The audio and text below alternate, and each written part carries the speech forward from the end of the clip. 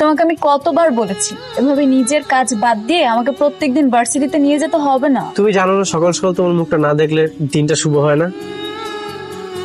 এগুলো নিয়ে একটু উপরে যাবি, গিয়ে একটু জেসানকে দিয়া। জিসান আবার কি? আমাদের বাড়িওয়ালারা তারা তো সপরিবারে বিদেশ থাকে, তার ছেলেটা আজ সকালে এসেছে। কিন্তু হঠাৎ খাবার নিয়ে আমার বাসায় আসলেন? আমার মা রাজহাঁসের মাংস আর সেমাই নিজ হাতে রান্না করে পাঠিয়েছে।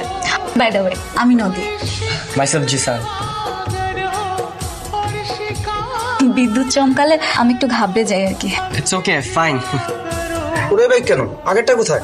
আগের বাইকটা বিক্রি করে দিচ্ছি। কিছুদিন পরে নদীর জন্মদিন, ওর একটা স্মার্টফোনের অনেক শখ, তাই ভেবেছি ওকে একটা স্মার্টফোন গিফট করব। এই নাও, এই গিফটগুলো তোমার জন্য। আসলে বিদেশ থেকে চকলেটগুলো এনেছিলাম, কিন্তু দেওয়ার মতো কাউকে পাচ্ছিলাম না, তাই ভাবলাম তোমাকে দিই। Thank you. আজ না বাড়িওয়ালার ছেলেটার সাথে দেখা হলো।